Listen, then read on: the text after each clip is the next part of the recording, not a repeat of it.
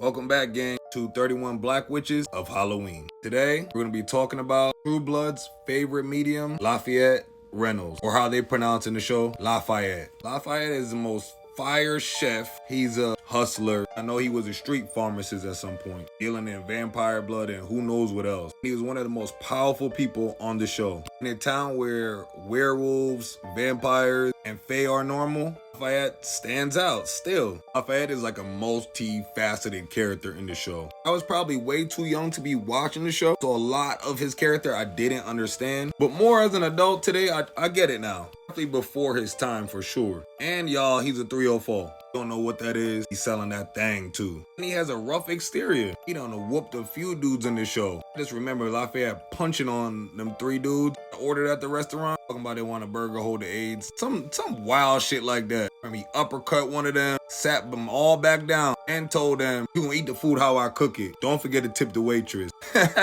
He was honestly a troll. Before we knew what trolls was, this man was a troll this whole time on the show. Lafayette was a medium. He had the ability to communicate with spirits, a gift that came from his ancestors and ran through his family's bloodline. Not sure why Tara didn't get that ability. Maybe she would've. She turned into a vampire, since they are cousins. Lafayette got his abilities way after in the show, like when he had his own arc. Possessed knowledge about voodoo or voodoo, using obviously regular witchcraft. He used blood as a conduit in most of his spells. So a lot of blood magic basically. Alchemy, potion making. Lafayette crafted his own potions and elixirs, often with supernatural effects, just like the V he was selling. So him and Tara shared a deep bond. His cousin, I actually did a video on her in my Black Vampire series. I could go check that out in the playlist. He will be part of the Witches series. Their relationship been tested many times, including throughout Tara's vampire transformation, which I think that was the hardest part, because Tara was unhinged, as well as Suki. They're not family, they're basically like family. He treats her just the way he treats Tara. He'll cuss her out the same way.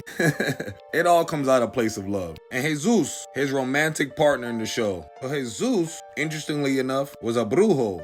And I was confused, because isn't normally brujos evil witches from Latin culture? So why were they calling him a brujo? And he wasn't really technically evil. But when he would shift with that demon mask on, using his brujo powers, that shit used to scare me as a kid. Not even gonna lie. So their arc, I'm not gonna lie, wasn't my favorite. I ain't watched a lot of it. I don't know why that scared me. So Lafayette doesn't even realize he have abilities till season 4. And that's when things start getting even weirder for him. Communicating with spirits like Mavis, and even him and Jesus doing a little witchy witchcraft together. Lafayette was supposed to be a side character, but he was way more than that. He definitely was like a trailblazer. He ain't never had nobody on TV like him. He was black, he was queer,